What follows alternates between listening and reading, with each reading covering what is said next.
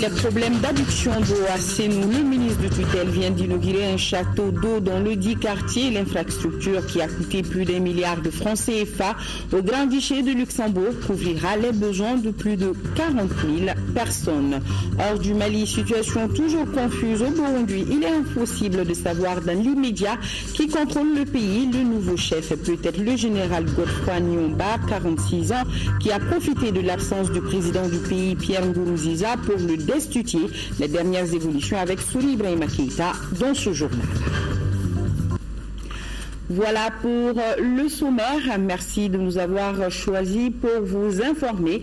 Bonsoir à tous. D'abord, la lecture de cette déclaration du gouvernement face à la brusque détérioration de la situation au nord du pays. À quelques heures de la signature de l'accord pour la paix et la réconciliation issu du processus d'Alger, dont la cérémonie solennelle est fixée au 15 mai 2015, des affrontements se multiplient dans la zone de Ménaka entre groupes armés mettant en péril la paix.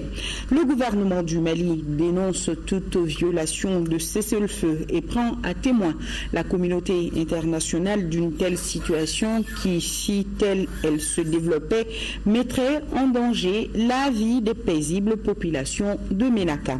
Le gouvernement du Mali, dans le souci constant de préserver la paix, rappelle que les forces armées du Mali, FAMA, se trouvent aujourd'hui être cantonnées à Ménaka. Si dans cette situation les FAMA étaient attaquées, elles se retrouveraient en position de légitime défense et comme telles en tireront toutes les conséquences.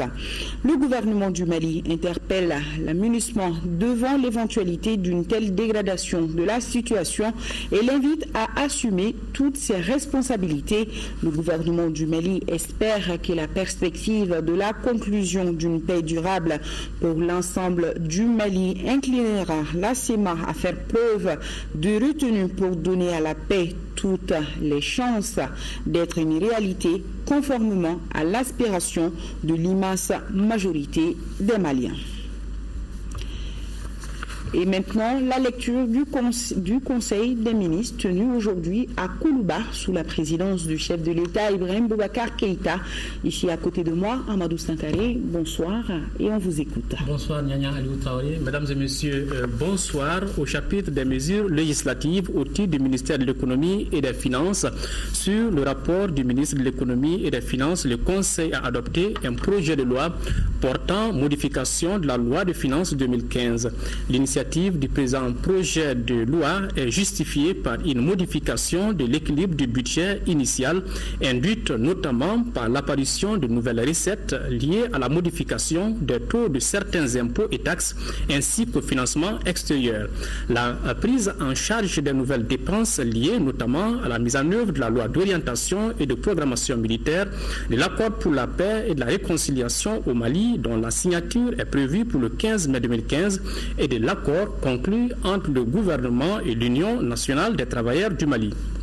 Les prévisions des ressources du présent collectif s'élèvent à 1 757 296 millions de francs CFA contre 1 714 532 millions de francs CFA prévus dans le budget initial de 2015, soit une augmentation nette de 42 764 millions de francs CFA.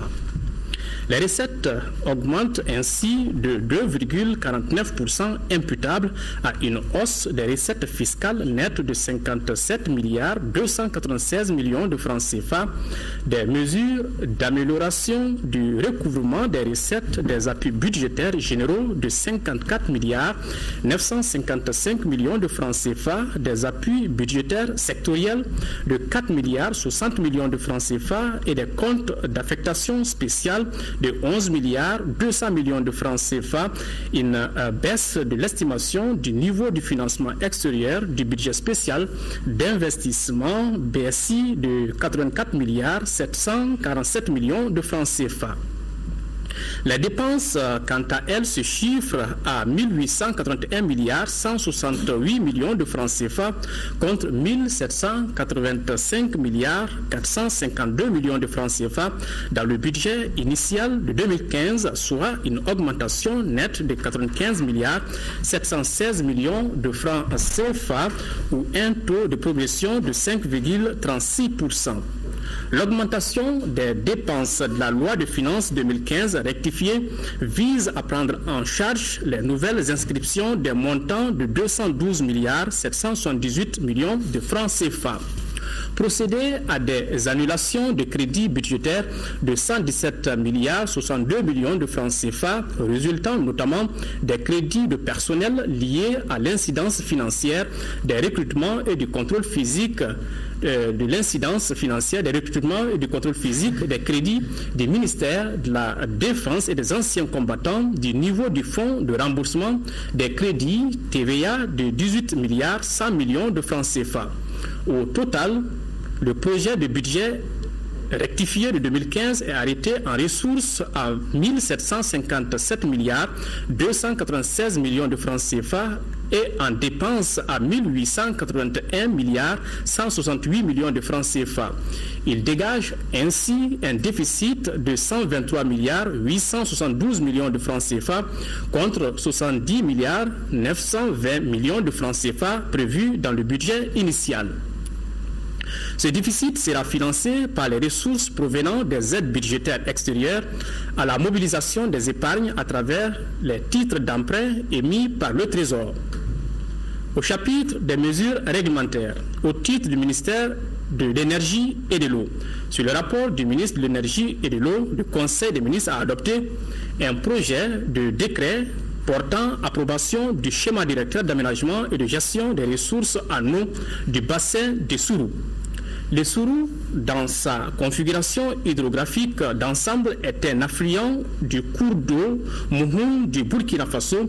Il arrose un territoire d'environ 30 648 km², dont 49,78 pour le Burkina Faso et 50,22% pour le Mali. La partie malienne actuelle accueille plus de 600 000 habitants des communes des cercles de Bankas, Koro et Douanza dans la région de Mopti. La demande en eau du bassin du Sourou, estimée à 141 millions de mètres cubes en 2010, atteindra 206 millions de mètres cubes en 2035. Le schéma directeur d'aménagement et de gestion des ressources en eau du bassin du Sourou a été élaboré en vue de faire face à cette demande. Il vise à l'horizon 2035 à inverser les tendances négatives actuelles afin de garantir un avenir fondé sur une exploitation durable et bénéfique des potentialités naturelles du bassin du Sourou dans le contexte de changement climatique au bénéfice des générations actuelles et futures. Il constitue un outil à partir duquel des programmes et projets peuvent être bâtis afin de renforcer la bonne gouvernance en matière d'eau, le développement économique, la protection et la gestion durable des ressources naturelles et de tous les écosystèmes qui y sont associés. Le schéma directeur d'aménagement et de gestion des ressources en eau est axé autour d'un certain nombre d'orientations fondamentales. L'organisation de la lutte contre le déficit en eau potable et contre les maladies d'origine hydrique pour tous les villages de toutes les communes du bassin. L'amélioration de la connaissance et de la mobilisation des ressources en eau du bassin en faveur des activités économiques en général et agro-silvopastorales en particulier. L'inversion de la tendance de la précarité alimentaire et de la consolidation du bassin dans son rôle de grenier de la région. L'accompagnement du processus de transformation du Sourou et de ses zones humides en site Ramsar. L'enclenchement d'un processus durable de basculement des mauvais comportements et agissements en faveur d'une exploitation et d'une gestion durable des ressources naturelles du bassin. La mise en œuvre du schéma directeur d'aménagement et de gestion des ressources en eau du bassin du Sourou se fera selon un plan d'action d'un coût global estimé à 85 milliards de francs CFA et une tranche quinquennale prioritaire de 14 milliards 444 millions de francs CFA. un projet de décret portant approbation du contrat de concession pour la réalisation en building operate and transfer de la centrale hydroélectrique de Kenyeba. Le sous-secteur de l'électricité de notre pays est confronté depuis plusieurs années à un déséquilibre quasi permanent de l'offre et de la demande, doublé d'un accroissement constant du poids du thermique dans le bassin production du réseau interconnecté. Ces dysfonctionnements structurels ont eu entre autres pour conséquence la détérioration générale de la qualité du service public de l'électricité, les recours sporadiques au délestage durement ressentis par les consommateurs de l'économie nationale le renchérissement de l'instabilité du prix de revient de l'électricité, l'accroissement de la facture pétrolière du sous-secteur, la précarité et la rentabilité de la société Énergie du Mali et d'MSA. Le contrat de concession pour la réalisation en build, operate and transfer de la centrale hydroélectrique de Kenyeba sur le fleuve Niger est conclu entre le gouvernement de la République du Mali et la société Eranov dans un contexte de rareté des financements concessionnels en vue de mettre fin à ces dysfonctionnements. La construction de cette centrale au fil de l'eau à 35 km en aval de Bamako et des lignes de transport énergétique reliant le réseau interconnecté de l'EDEM va permettre de faire face à la demande constante en énergie, de contribuer à baisser le prix de revient du kilowattheure et de promouvoir l'économie nationale à travers le développement du secteur de l'énergie. Elle est inscrite en outre parmi les projets prioritaires du plan de redressement de la situation financière et opérationnelle du secteur de l'électricité pour la période 2014-2020 dans le périmètre concédé à l'EDMSA adopté par le gouvernement en 2014. Maintenant, au chapitre des mesures individuelles, le Conseil des ministres a procédé à des nominations suivantes. Au titre du ministère de l'Économie et des Finances, conseiller technique, Madame Kaba Diaminatou Diallo, inspecteur des services économiques. Directeur général de l'administration des biens de l'État, Monsieur Djibril Sumbounou, administrateur civil. Directeur national de la planification du développement, Monsieur Sidiki Traoré, inspecteur du Trésor. Au titre du ministère de l'Emploi et de la formation professionnelle, de la jeunesse et de la reconstruction et de la construction citoyenne, conseiller technique, M. Habib Sako, inspecteur de la jeunesse et des sports. Chargé de mission, M. Seydina Oumar Diara, journaliste. Directeur national de la formation professionnelle, Mme Kadidia Touré, professeur de l'enseignement secondaire. Au chapitre des communications, au titre du ministère de l'Énergie et de l'Eau, le Conseil des ministres a entendu une communication écrite relative au plan d'action, de suivi et de contrôle de la qualité de l'eau au Mali 2017-2019. Le Mali, pays sahélien fortement soumis aux aléas climatiques, recèle d'importantes ressources en eau souterraine et de surface. Ainsi, selon le schéma directeur de mise en œuvre des ressources en eau de 1991, les eaux de surface constituées de fleuves et leurs affluents sont estimés à 56 milliards de mètres cubes. Les eaux de surface non pérennes à 15 milliards de mètres cubes, tandis que les eaux souterraines avec les réserves statistiques de 2700 milliards de mètres cubes ont un taux de renouvellement annuel estimé à 66 milliards de mètres cubes. Aujourd'hui, ce potentiel est confronté à une dégradation accentuée par l'utilisation incontrôlée des intrants dans l'agriculture et par le déversement sans traitement dans les cours d'eau des eaux usées domestiques, des déchets provenant des usines industrielles, minières, artisanales ainsi que des hôpitaux. Le plan d'action de suivi et de contrôle de la qualité de l'eau au Mali 2017-2019 a été élaboré en vue de réduire les menaces qui détériorent aussi bien la quantité que la qualité des ressources en eau en matière de variabilité et de changement climatique, de pollution et de pression démographique. Il a pour objectif stratégique de doter notre pays d'un état de référence global et homogène de la qualité des eaux, d'un réseau national de suivi et de contrôle de la qualité des eaux et des critères d'appréciation de la qualité des eaux. Il prévoit également l'acquisition des équipements et matériels de laboratoire et autres moyens logistiques indispensables, la formation du personnel à leur utilisation et l'échantillonnage général des ressources en eau dans toutes les communes du territoire national. La mise en place d'un réseau national performant de suivi et de contrôle de la qualité des eaux ainsi que son fonctionnement pour générer une grande quantité de données. La définition sur la base donc des résultats de l'échantillonnage général et en fonction des normes communément admises des critères d'appréciation pour les principaux usagers de l'eau. L'incidence financière de la mise en œuvre du plan d'action, de suivi et de contrôle de la qualité de l'eau au Mali 2017-2019 est évalué à la somme de 3,602 milliards de francs CFA assurés par l'État et les partenaires techniques et financiers. Une communication écrite relative à la mise en œuvre du système intégré de transfert multimodal de l'Organisation pour la mise en valeur du fleuve Sénégal. L'Organisation pour la mise en valeur du fleuve Sénégal, OMVS, est une organisation sous-régionale créée en 1972 et regroupant aujourd'hui la Guinée-Conakry, le Mali, la Mauritanie, le Sénégal. Elle a pour objectif d'accélérer le développement économique des États membres grâce à la promotion de la coopération sous-régionale, de sécuriser et d'accroître les revenus des populations à travers le développement de l'agriculture irriguée, l'accroissement de la production hydroélectrique, le développement de la navigabilité fluviale et le désenclavement du bassin, la protection, la gestion rationnelle et durable de l'environnement du bassin.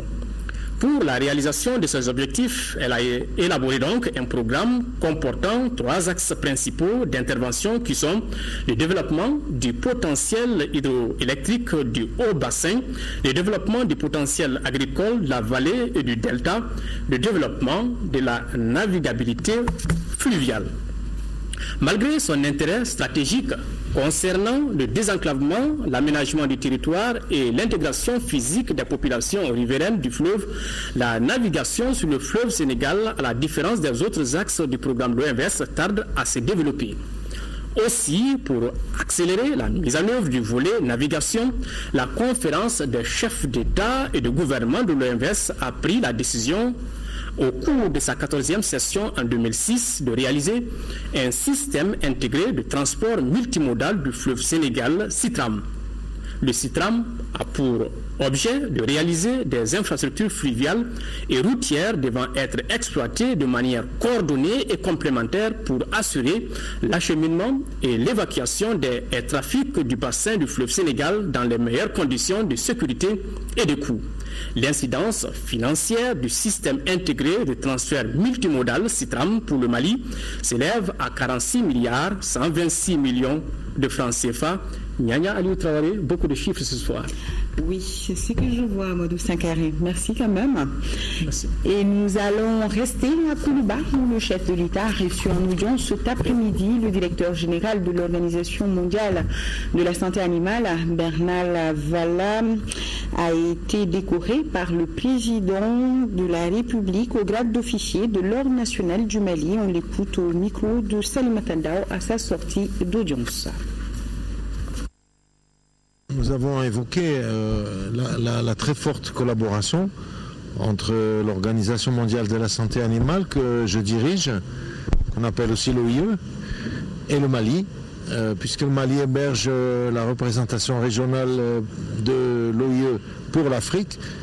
54 pays africains ont adhéré à l'organisation et 181 pays en tout dans le monde qui sont membres de l'OIE, et nous avons discuté des conditions optimales de travail que confère le Mali à l'OIE à travers le siège de l'organisation régionale. Nous avons évoqué aussi l'importance de l'élevage dans le monde, et en particulier dans le Sahel, et notamment au Mali, et de l'importance des investissements au profit des zones pastorales et des zones agro-pastorales. Nous avons parlé donc des moyens de promouvoir l'élevage, non seulement au Mali, mais aussi en Afrique et dans le monde, à travers des projets qui vont commencer très bientôt, notamment le projet sur le pastoralisme dont la coordination régionale pour le volet santé animale aura lieu à partir de Bamako. Voilà, et ce petit rectificatif par rapport au Conseil des ministres d'aujourd'hui, un projet de décret portant approbation du contrat de concession pour la réalisation en build, operate and transfer de la centrale hydraulique de Kény. Autre décoration dans ce journal, c'est celle effectuée par le président de l'Assemblée nationale au nom du chef de l'État, Ibrahim Boubacar Keïta. Issaka Sidibé a décoré 2 députés. Il s'agit de l'honorable Aïdara Issata Sissé, dit Château, comme vous le voyez sur ces images, et de l'honorable Zoumana Dji Doubia. La présidente du réseau des femmes parlementaires de l'Assemblée nationale du Mali a été promue au grade de chevalier de l'Ordre national du Mali. Quant à l'honorable Doumbia, il obtient le grade du mérite national avec effigie abeille. Signalons que Mme Aïdara Château s'est beaucoup battue pour la paix au nord du Mali. Elle est non seulement la doyenne des femmes députées, mais aussi membre du groupe parlementaire pour la commission défense et sécurité de l'Assemblée nationale. Et Mariam Sagara nous indique que la cérémonie s'est déroulée en présence de la famille des récipiendaires. Voilà. C'était aujourd'hui à l'Assemblée nationale. Hors du Mali, je vous le disais tantôt, la situation est toujours confuse au Burundi. Il est impossible de savoir dans l'immédiat qui contrôle le pays. Le nouveau chef est peut-être le général Godefroy Niomba, 46 ans, qui a profité de l'absence du président du pays, Pierre Nkurunziza, pour le destituer. Ce Ibrahima Keïta nous donne plus de détails. Qui contrôle ce soir Bujumbura? Tout porte à croire que ce n'est pas Pierre Nkurunziza, du moins pour l'instant, car la confusion y règne encore après l'annonce de sa destitution par le général Godfred Niyombare, cet ancien chef d'état-major et non moins ancien chef des services secrets burundais, limogé en février pour, dit-on, opposition au troisième mandat Nkurunziza. La scène de violence était devenue quotidienne depuis le 26 avril dernier, date à laquelle le président burundais a annoncé sa candidature considérée de trop pour la présidentielle du 26 juin. Ce mercredi, tout a basculé. Tout est allé vite. Au moment où le chef de l'État participait à un mini-sommet justement sur la situation de son pays à Dar es Salaam en Tanzanie. La Croix-Rouge établit le bilan de la journée à 3 morts et 66 blessés. À l'annonce de la destitution du général, le camp présidentiel répond par un communiqué pour démentir. Pour le Boba, l'aéroport du Burundi est fermé. Le président Nkurunziza, dont le retour à Bujumbura était donné pour imminent, semble prendre une autre direction. Kampala vraisemblablement. En attendant d'y voir clair, Washington appelle à déposer les armes et le secrétaire général de l'ONU au calme. Un mot de la signature de l'accord de paix prévu ce vendredi 15 mai. Du côté de Tombouctou, la population soutient l'accord de paix. Les différentes communautés sont dans une et même logique, nous précise Adama Djindi. Tombouctou, cité historique de savoir islamique, est une ville de brassage ethnique par excellence. Cependant, la 6e région est régulièrement victime d'attaques avec mort d'hommes. Pour autant, la population ne cède nullement à la provocation, encore moins à la diversion. En dépit de la situation qui prévaut en ce moment, situation de provocation, d'attaque, de distraction des gens, d'actes amenant les gens à réagir, nous allons continuer à être sereins et à être conformes à notre engagement de départ, à savoir aller à la paix. Tout endurer pour aller à la paix. Parce qu'en cédant à la provocation, on donnera raison à ceux-là qui ne veulent pas de la paix. Ici, l'on est convaincu que la paix est à portée de main avec la volonté affichée du gouvernement. Dans la cité des 333 saints, que d'actions, que de projets de développement sont liés à la stabilité sociale. On ne veut plus un accord de momentané. On veut un accord durable. Nous, on a subi des problèmes. Nos parents ont subi. On ne veut pas que nos zones subissent ce problème encore. Et le 15, on a attendu le 15. Il faut que ça finisse le 15. On ne peut pas développer avec cette hostilité tous les jours contre la population, leurs biens, les forts. Nous, on vit ici à Tombouctou dans l'enfer. Ce n'est pas possible. On ne peut plus supporter. Il faut aller à la paix. Ici, toutes les communautés confondues, noires aussi bien que blanches, n'aspirent qu'à la paix, qui sera scellée, on l'espère, ce 15 mai. À suivre juste après ce journal, les messages de paix et de soutien des familles fondatrices de Bamako, des chefs traditionnels et de l'association des femmes arabes Al-Karama, des messages relatifs à la signature de l'accord d'Alger prévu ce vendredi 15 mai à Bamako.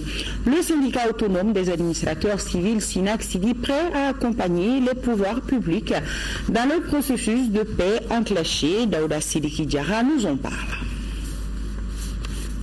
Le syndicat autonome des administrateurs civils, SYNAC, se prononce sur la crise sécuritaire que connaît notre pays. Le syndicat est en phase avec l'État dans sa quête de recherche de la paix. Le syndicat lance un appel à la coordination des mouvements de l'Azawad SEMA pour qu'elle rejoigne la nation malienne. Aujourd'hui, nous ne voyons pas la raison au Mali de prendre des armes pour défendre des préoccupations politiques, voire économiques. Il n'y a pas d'ostracisme dans ces pays contre une ethnie, une région, une population donnée. Nous n'avons jamais connu ça. Il y a des déficits de développement de part et d'autre. Certains éléments du Nord l'ont suffisamment dit. Nous sommes totalement d'accord avec le gouvernement dans sa quête permanente de paix pour ces pays. Parce que sans paix, on ne peut pas se développer.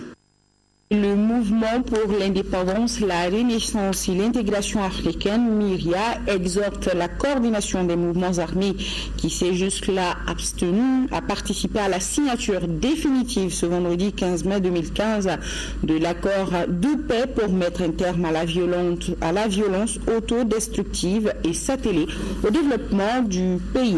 Et l'Alliance pour la République APR a constaté avec amertume la recrudescence des attaques armées dans le nord et les centres du Mali par divers groupes armés, notamment le MNLA, et ces différentes attaques armées ont malheureusement fait des victimes civiles et militaires. Suite à ce constat, l'APR condamne avec la dernière vigueur ces attaques lâches, injustifiées et barbares.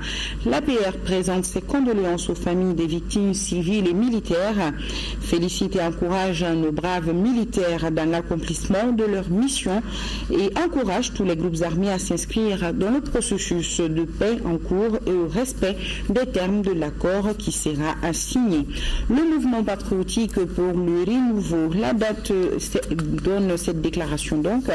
La date du 15 mai est perçue comme porteuse d'espoir. La signature du document accord de paix et de réconciliation au Mali, issu du processus d'Alger prévu à cette date, permettra au peuple malien de tourner une page douloureuse de son histoire, de mettre fin à une situation qui perdure depuis janvier 2012. En effet, cette signature que le MPR appelle de ses voeux autorisera dans les 6e, 7e et 8e régions de notre pays la restauration de l'ordre et de la sécurité, l'accès des populations aux services sociaux de base, la reprise des activités économiques. Cependant, l'annonce de cette signature, s'il suscite l'espoir, elle ne doit pas faire donner dans un optimisme excessif, car des interrogations, des insuffisances et même des incertitudes existent qu'il faudrait bien appréhender et analyser. C'est pourquoi l'accord est à considérer non comme un aboutissement, mais comme ce qui est en de telles circonstances s'adopte. Un document à affiner au cours d'un dialogue entre Maliens réconciliés, souciés de consolider leur volonté de vivre ensemble sur le même territoire avec les mêmes institutions. Au moment où toutes les attentions et toutes les énergies sont focalisées sur la signature du dit accord, le MPR déplore la détérioration de la situation sécuritaire. Rien ne doit cependant distraire les partisans de la paix. Aussi, le MPR voudrait-il inviter les partenaires du Mali à demeurer aux côtés du gouvernement et du peuple malien pour la mise en œuvre de l'accord qui exigera des sacrifices et des efforts colossaux. Inauguration par le ministre de l'Énergie et de l'eau d'un château d'eau à Sénou en commune 6. L'infrastructure a coûté plus d'1 milliard de francs CFA au Grand-Duché de Luxembourg. Ce système d'adduction d'eau permettra de couvrir les besoins de 40 000 personnes. Le ministre Keïta a aussi visité quelques bornes fontaines dans le dit quartier, nous indique Aïssata Saliou Maïga.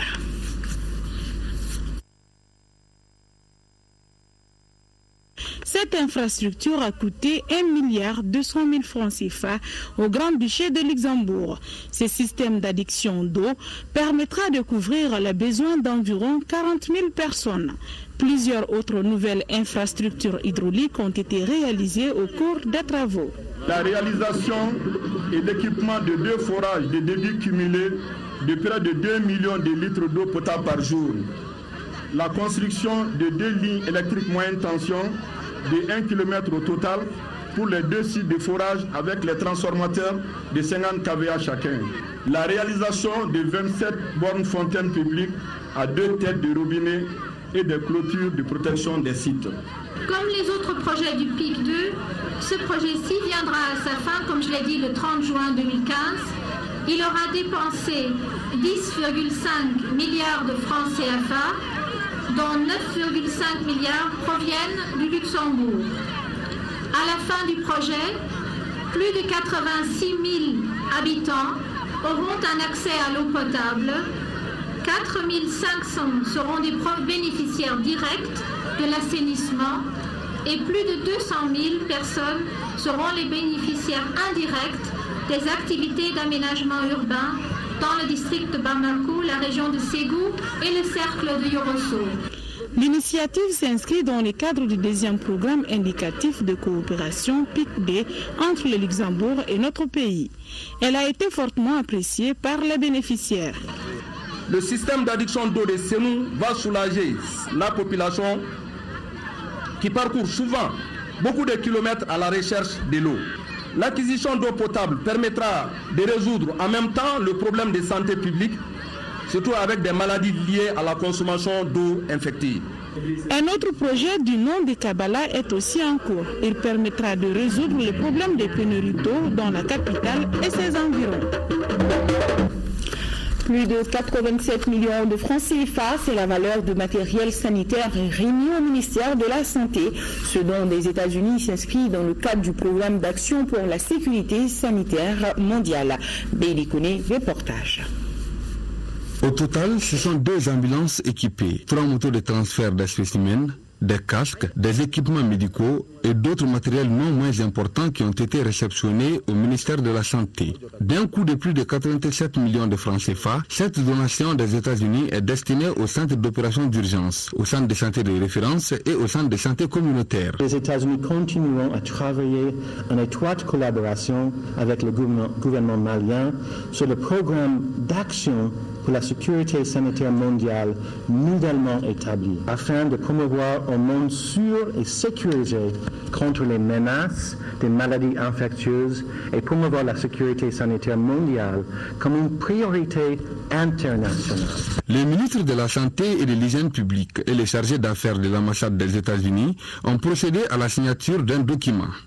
Un document dans lequel le mode d'emploi est clarifié. La lutte contre la maladie à virus Ebola a donné un nouveau développement à cette coopération.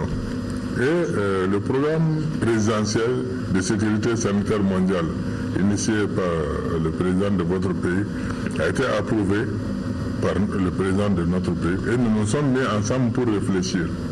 Et dans cette réflexion, nous avons exprimé notre préoccupation pour le renforcement de notre système de santé. Ça nous permet de riposter sans trop attendre. Le ministre a profité de cette cérémonie pour véhiculer des messages de sensibilisation sur le port des casques. Portez toujours votre casque pour rouler en moto. Ça permet de sauver votre vie. Ika Casquedon, Icona. Ouverture de l'atelier de finalisation des rapports thématiques en vue de la préparation de la revue à mi-parcours du cadre stratégique pour la croissance et la réduction de la pauvreté 2012-2017. Mamadou Doumbia nous en dit plus. Cet atelier de finalisation des rapports thématiques en vue de la préparation de la revue à mi-parcours du cadre stratégique pour la croissance et la réduction de la pauvreté concerne la période 2014-2017. Il permettra de finaliser les rapports de groupes thématiques qui intègrent l'ensemble des informations disponibles relatives aux populations et au suivi et évaluation. Il garantira un processus participatif intégrant les départements ministériels, les partenaires techniques et financiers, le secteur privé et la société civile. Il est particulièrement important pour les partenaires techniques et financiers d'avoir une lecture claire et objective sur le niveau de mise en œuvre des politiques publiques et sur les indicateurs socio-économiques. Cela permet, le cas échéant, de modifier les actions en cours, d'élaborer de nouvelles perspectives de coopération dans des domaines jugés prioritaires. Ces rapports thématiques complétés permettront d'élaborer le rapport de mise en œuvre à mi-parcours qui sera présenté lors de la revue annuelle prochaine. Cet événement qui se déroule chaque année permet des discussions à un niveau technique et politique sur la performance des politiques publiques avec les différents acteurs nationaux et les partenaires techniques et financiers. Au cours de cet atelier qui dure 3 jours, les 3 groupes de travail constitués vont débattre des thèmes relatifs au renforcement de la stabilité, l'accès des services sociaux de qualité, le développement institutionnel, la gouvernance, la paix et la sécurité. Les membres de l'Association malienne de la biosécurité et de la biosécurité renforcent leurs capacités. Ils viennent d'ouvrir un atelier international pour la gestion et la mobilisation des ressources humaines et financières. Adama Koulibaly nous en parle. Cet atelier est international car il regroupe des Américains, des Canadiens, des Kenyans, des Nigérians venus appuyer des frères et sœurs maliens réunis dans une association de gestion de la biosécurité et de la biosécurité. Les participants ensemble vont se partager les savoirs et savoir-faire en matière de gestion des déchets biologiques générés par les centres de recherche, les structures hospitalières et les laboratoires d'analyse biomédicale. Le présent atelier permettra de dispenser une formation de qualité aux participants sur les méthodologies d'élaboration des stratégies en vue de revitaliser leurs capacités opérationnelles, mais aussi leurs actions de planification financière. Difficile de prévenir les risques biologiques s'ils ne sont pas évalués. Et pour réussir à prendre des mesures, il faut des ressources humaines capables, soulignent les organisateurs de l'atelier. Dans un environnement international marqué par des conflits sociaux, des conflits armés, les questions de biosécurité constituent un défi majeur pour notre sous-région et nécessitent des solutions urgentes. Il faut pour cela prévenir les risques potentiels liés à une utilisation mal intentionnée des agents biopathogènes. Ce défi ne peut être relevé sans la formation des hommes et des femmes qui travaillent sur ces agents et la création de réseaux associatifs qui doivent contribuer à une sensibilisation adéquate du public. L'atelier placé sous la tutelle du ministère de l'Enseignement supérieur et de la Recherche scientifique se tient au Grand Hôtel et doit durer 4 jours.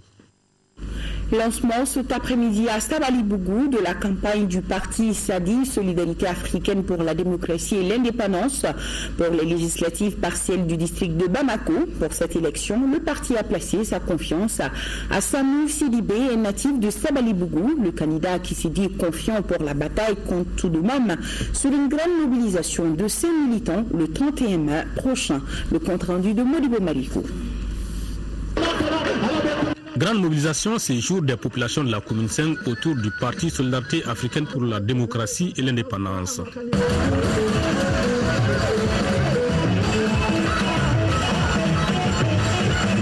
C'est parti ainsi pour les activités de la campagne pour les législatives en commune 5 pour les partis SADI. Pour cette nouvelle bataille électorale, SADI a placé sa confiance à Samou Sidibé, un natif de Sabali-Bougou qui mesure l'ampleur de la tâche qui l'attend. Je vois que la tâche n'est pas vraiment aisée pour moi, mais je suis auprès de lui tout le temps. Je ferai de mon mieux la population de la commune 5 ne sera pas du tout déçue. Je serai le député auprès du peuple de la commune 5, auprès de tout le peuple malien. Pour gagner la bataille, les partis comptent sur une grande mobilisation le 31 mai prochain. Et selon les responsables du parti, Sadi viendra défendre les valeurs pour lesquelles il a toujours lutté. Le nombre importe beaucoup à l'Assemblée nationale. Nous ne sommes que 5 députés sur 147. Nous estimons simplement qu'il appartient aux Maliens de renforcer l'action du parti Sadi, si tant il est vrai que les gens apprécient le travail que nous sommes en train de faire, de comprendre que chaque élu qui vient aux côtés de Sadi est un renforcement du pouvoir politique du parti Sadi et donc de la ligne sollicitée par le peuple malien, qui est une ligne de justice, d'équité et de solidarité. Être candidat d'un parti comme le Sadi en commune 5 du district, vraiment c'est une fierté. Nos priorités seront de défendre la démocratie, la justice et l'équité. Les partis comptent au total 257 conseillers, parmi lesquels 15 maires et 2 présidents de conseil de cercle. Mais aucun de ces élus n'a obtenu son suffrage à Bamako, un défi que Sadi voudrait bien relever au cours de ces scrutins. Cette élection est un grand défi pour le parti Sadi. Un grand défi pour le parti Sadi. Nous sommes interpellés à longueur de journée à Bamako par les populations. Nous n'avons pas d'élu en tant que tel dans le district de Bamako. Je pense que ça va être une première et nous souhaitons que ce soit une première et ça prouvera encore une fois que le peuple de Bamako, qui est resté à la traîne du parti Sadi, a enfin compris que la voie, c'est la voie du Sadi. Les différents responsables des structures de jeunes et de femmes ont en tout cas donné l'engagement à leur candidat de lui assurer la victoire le 31 mai prochain. Engagement déjà constaté à travers le soutien des militants venus de toutes les communes du district de Bamako. Et dans le cadre de l'organisation de l'élection législative partielle dans la circonscription électorale de la commune 5 du district de Bamako, le président du comité national de l'égal accès aux médias d'État invite les candidats dont les noms suivent à se présenter au siège de l'organe le jeudi 14 mai 2015 pour l'enregistrement de leur message de campagne. 9h indépendant, Moutaka Diallo, 9h30 PDS. Aïda Bamba. Et vous pourrez suivre après ce journal les messages de campagne du candidat indépendant Mahamadou Djouara et de Omar Sissé, candidat du parti PRVM Fasoko. Le projet dénommé Djege Nidjaba vient d'être lancé à Ségou ce mardi pour une durée de 5 ans. Ce projet financé par le Royaume des Pays-Bas pour 5 milliards de francs CFA vise à promouvoir la production, la transformation et la commercialisation de l'oignon échalote et le poisson dans les régions de Mopti, Ségou et le district de Bamako. Fousseini Samake, correspondance. Ce nouveau projet Djege Nidjaba ainsi lancé est financé par le Royaume des Pays-Bas pour un coût total de 5 milliards de francs CFA pour une durée de 5 ans. Djege Nidjaba vise à renforcer les chaînes des valeurs agricoles pour la sécurité alimentaire dans les régions de Mopti, Ségou et le district de Bamako. Sa mise en œuvre par les ONG SNC, Lavalin, ECO et ses partenaires devrait favoriser l'accroissement de l'économie locale à travers la production, la transformation, la commercialisation de l'échalote oignon et le poisson. Bon, le projet vise effectivement dans une période de 5 ans d'améliorer la production des oignons, des échalotes et des poissons et aussi faire augmenter les revenus des producteurs et des pêcheurs. Ce programme s'inscrit aussi dans la politique malienne, qui est la politique néerlandaise, visant un renforcement de la sécurité alimentaire malienne. Les bénéficiaires apprécient ce programme qui devrait augmenter les revenus des producteurs d'une part et d'autre part améliorer la productivité et la sécurité alimentaire au Mali. Axé sur la chaîne de valeur oignons, échalotes et poissons, communément appelé Djege Nidjaba, le gouvernement des Pays-Bas souscrit entièrement à l'option d'accompagner la République du Mali dans ses efforts de développement social et économique. Le projet Djege Nidjaba concernera la pisciculture dans la zone de Bamako, l'oignon dans la région de Ségou, l'oignon échalote et les poissons dans la région de Mopti. 155 millions de francs CFA, c'est le coût d'un important lot d'aménagement agricole réalisé par le programme irrigation de proximité dans certaines localités de celles de Bougouni et de Sikasso. La réception des ouvrages a eu lieu à Finkolo, Ganadougou, de Sikasso. Le compte rendu de Fatoumata Diallo. Mobilisation des grands jours à Fenkolo-Ganadougou avec en premier plan le chef de l'exécutif régional entouré de ses proches collaborateurs. Un engouement qui se justifie par la réception du magnifique cadeau de 9 sites de bâtards d'eau offerts par Irigar Iprosi, le programme d'irrigation de proximité aux braves paysans de certaines localités des cercles de Sikasso et de Bougouni. Cet ouvrage a coûté à peu près 150 à 160 millions de francs CFA, financé totalement par la coopération allemande et l'Union européenne. C'est un seau de versant de 288 mètres, raccordé par des digues. Vous avez à l'aval, sur la rive droite, un raccordement de 120 mètres et sur la rive gauche, un raccordement de 80 mètres. Une aubaine de création d'emplois dans une zone où la ruée des enfants vers les sites d'orpaillage se fait de plus en plus sentir, a dit le maire de la localité, Khalidou Tougoula. Et l'exposé de la maquette a mis en exergue toute la fonctionnalité de l'ouvrage. Et avec les différences climatiques auxquelles on assiste ces dernières années, il est important en réalité pour encore aider ces populations de procéder vraiment à une mobilisation totale de quelques ressources d'eau qu'on a. Le chef de l'exécutif régional Mahamadou Djabi d'exhorter les bénéficiaires à une utilisation judicieuse des équipements. L'ouvrage de Fenkolo-Ganadougou permettra l'irrigation d'un potentiel de 120 hectares en riziculture pendant l'hivernage et une cinquantaine d'hectares de maraîchage en période de contre-saison. Il permettra également le développement de la pisciculture par l'empoisonnement de la retenue qui s'étend sur plusieurs hectares. Le gouverneur Djabi d'insister sur la suspension de toute activité d'orpaillage pour la période allant du 15 mai au 30 octobre 2015. Save the Children, fidèle à ses missions, l'organisation a mis en place des mécanismes pour promouvoir la cohésion sociale et le renforcement des moyens de subsistance des jeunes enfants travailleurs migrants. Le financement du projet de l'Union européenne pour plus de 5 millions d'euros. Compte rendu, Sekou Konati. En initiant le présent projet régional, Save the Children International veut apporter une réponse au phénomène de mobilité des enfants travailleurs migrants. Et ce phénomène est assez développé dans notre sous-région où la Côte d'Ivoire est reconnue comme un pays qui accueille beaucoup de migrants. Dans un pays comme le Mali où il existe des mines d'or et autres, les enfants bougent beaucoup pour aller à la recherche du mieux-être. Et ce phénomène de plus en plus prend de l'ampleur et inquiétant. Il ne s'agit donc pas de supprimer cette mobilité des enfants, mais plutôt de combattre la mobilité précoce et dangereuse pour les enfants.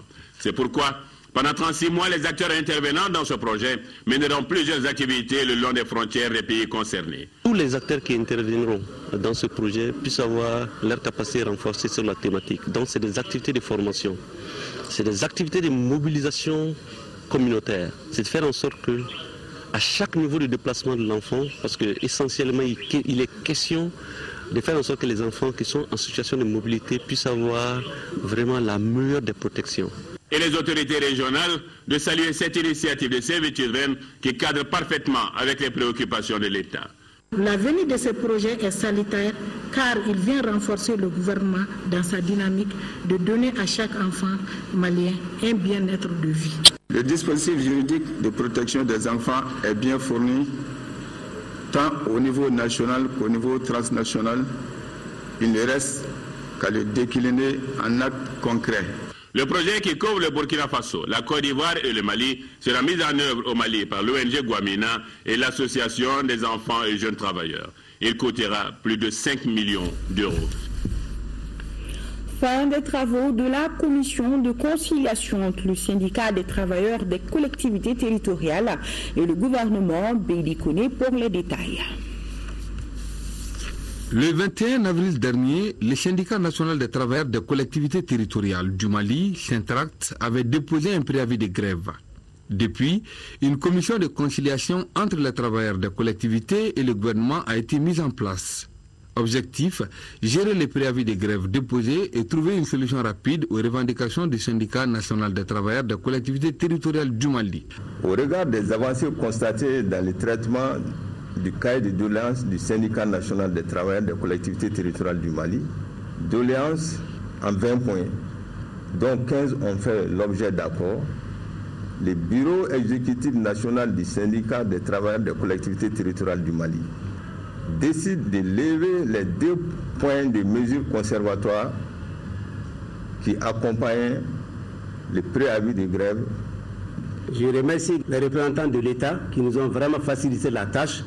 Ils nous ont apporté beaucoup d'éclairage et avec leur concours, nous sommes arrivés à beaucoup de points d'accord. Pour le secrétaire général du ministère de l'administration territoriale et de la décentralisation, les résultats obtenus à l'issue des travaux sont un acte de responsabilité à saluer. Vous avez fait remarquer que le Mali est dans un pays en sortie de crise et qui, naturellement, demande à chacun d'entre nous de consentir quelques sacrifices et donner une partie de soi.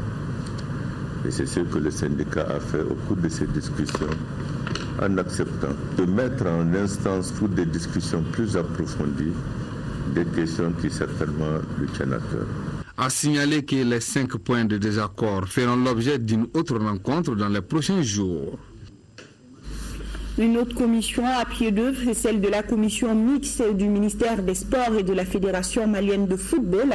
Elle était face à la presse ce mercredi avec les hommes de médias. La commission a partagé les dispositions à prendre par rapport au match du tour de cadrage entre le stade malien de Bamako et l'AS Vita Club de la RD Congo. Abdul Karim Kaba, les détails.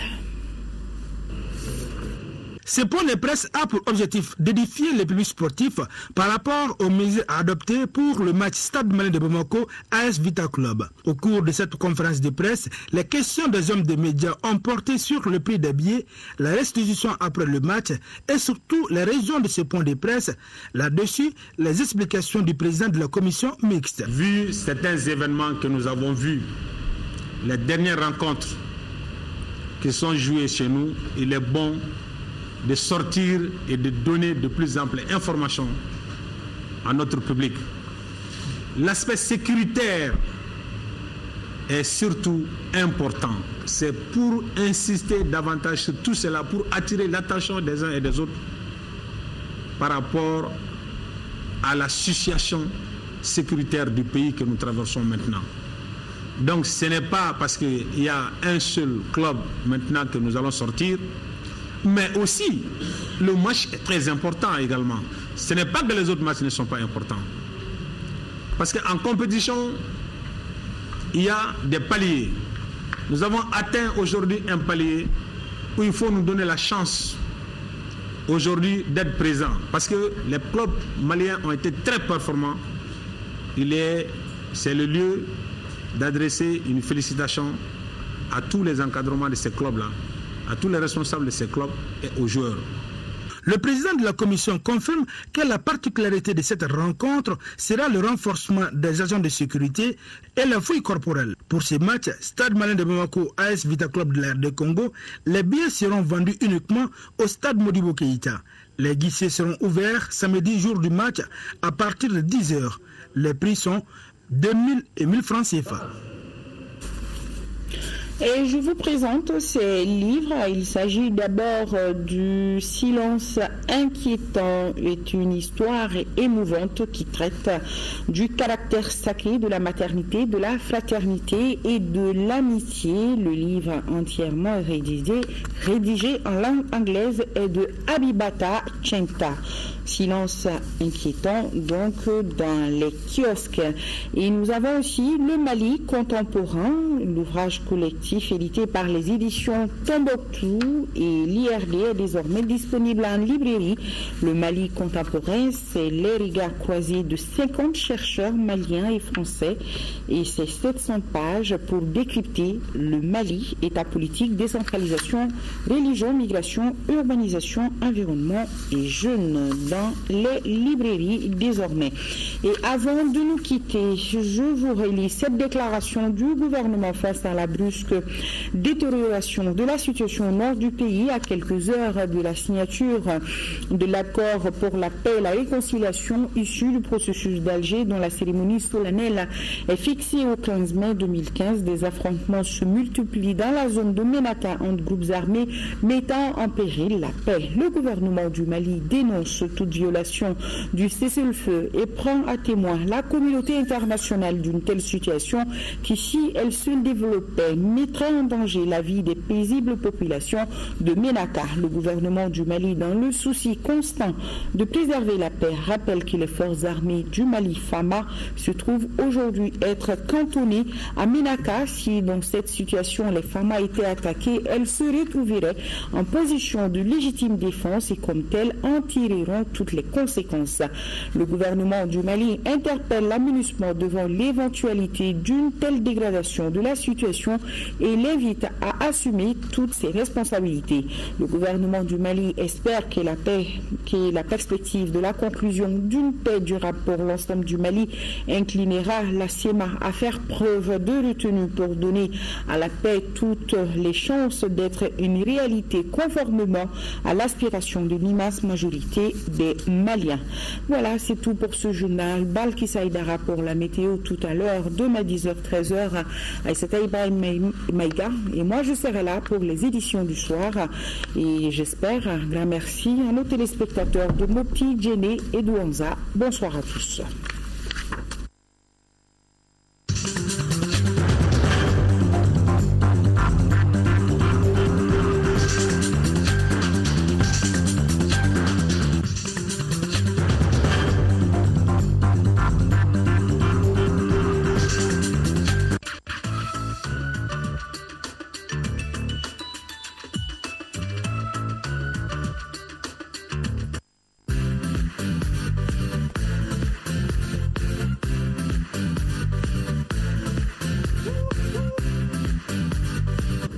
Bi